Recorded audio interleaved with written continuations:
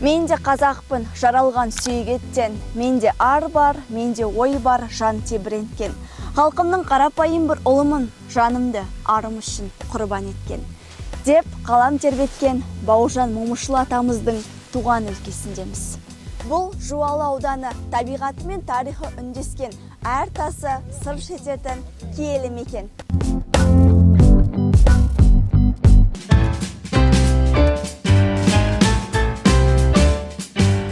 Дәл қазір менің жанымда бұрын дәрігер болған, қазіргі таңда кәсіпкер Дархан мырза. Дәл қазір енді сіздің ауылға келіп қалдық. Ауылыңыз туралы айтып өтіңізші. Қош келдіңіздер. Біздің ауылымыздың аты Күреңбел ауылы. Ол Жамбыл облысы Жуалы ауданында орналасқан. Бұл керемет енді жер жаннаты осы Жуалы демекші. Жуалының керемет жерінде орналасқан ауыл.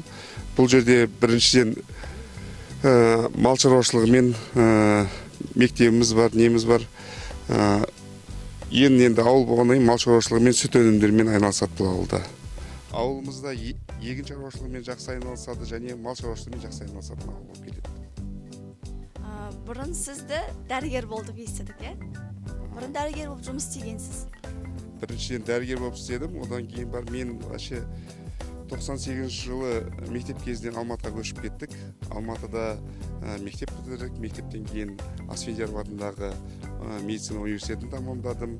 Интернатураны Қазақ Ресей медицина университетінде тамамдадық. И менде магистратураны да сол жақта бітіріп, 2 жылдай жұмыс атқардық. Сол кезде мен өзімнің осы ауылда да кәсібімді дөңгелетіп бастағанмын. Осы ауылымызға да бір өзіміздің үлесімізді қосамыз, ауылдың дамуынан деп ауылға келіп отқан жағдайымыз бар. Осыған дейін қалада тұрдыңыз, е? 22 жыл бойы Алматыда тұрдық. Алматыда үйіміз, жайымыз әлі де бар. Ол жақта анам тұрады, қарындасым, әпкемдер тұрады. 22 жыл бойы қалада өмір сүріп, қайта ауылға келуге не себеп болды?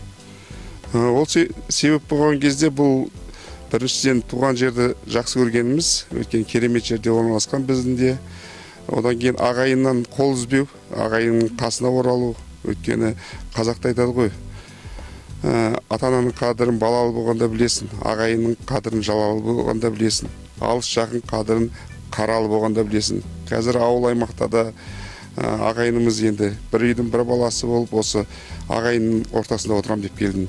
Екіншіден, өзімнің де атам кезінде 40 жылдай жылқы баққан, әкем де осы мал саласында болғаннан кейін мен жас кезімнен малды жақсы көріп, осы салада оқып жүрсек те шеттей алыс кеткен жоқпыз. Осы істермен де қосымша айналысып келдік. Сонымен бәріміз айтады ғой, бұл бір септік болады дейді. Ковид кезінде ауылға келіп қалып, осы жерден үйімізді жөндедік, келіншегім келді, бала-шағаларым осы жерде тұрақтанамыз деп шешім қабылдадық. Енді ішті бірге көрейік, е?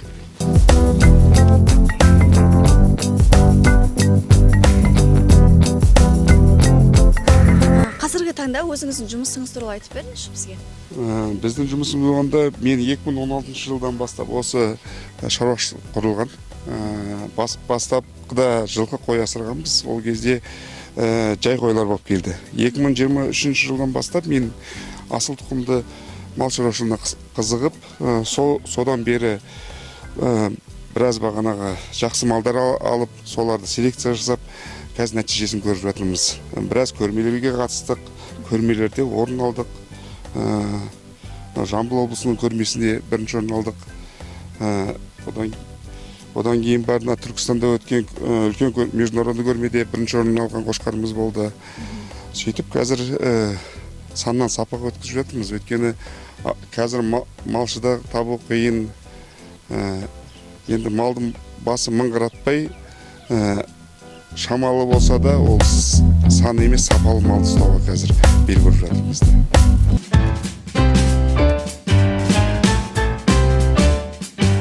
Мына жерде кәдімгідей ауылдың шынайы вайбы болып тұр ғой. Негізі қоларға қандай күтім керек?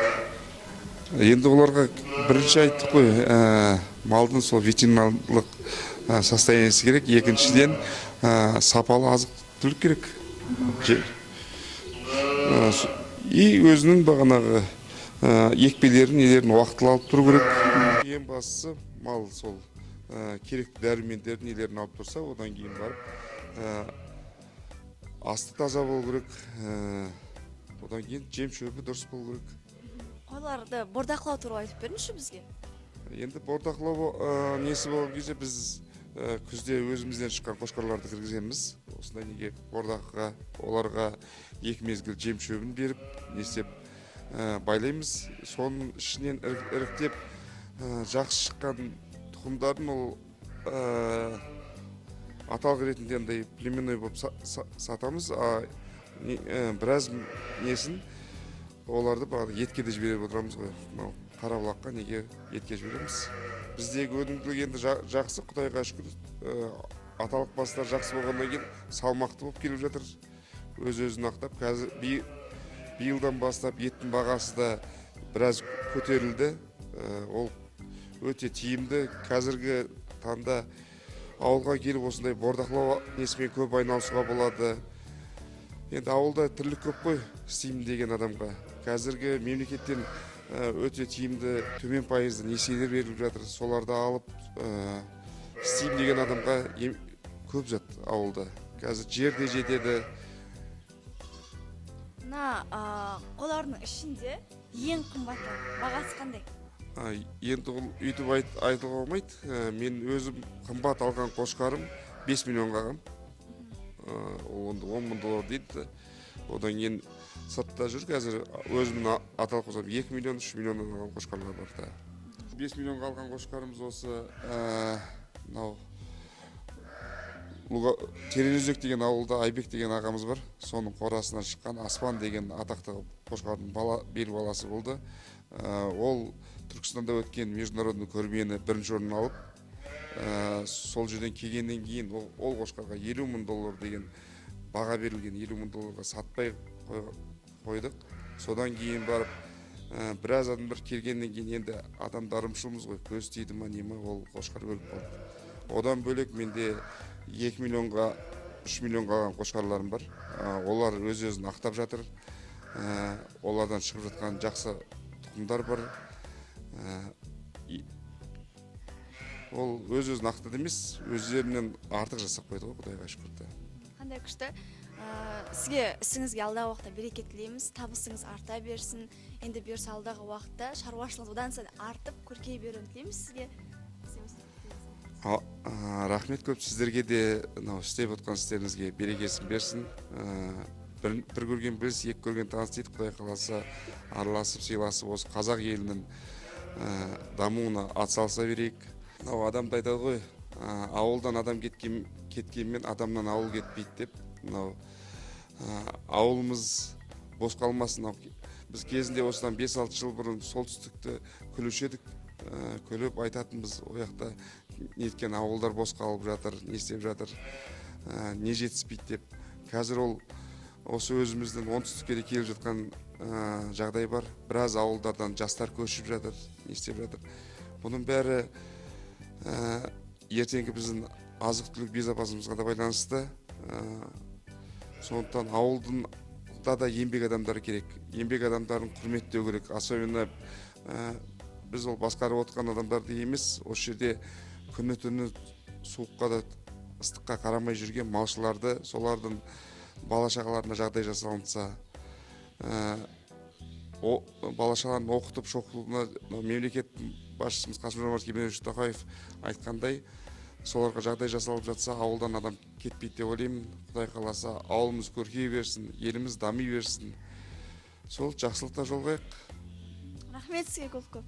Келесі қай ауылдың тыныс-тіршілігімен таныстырғанымызды қалайсыздар? Пікірге жаза кетіңіздер.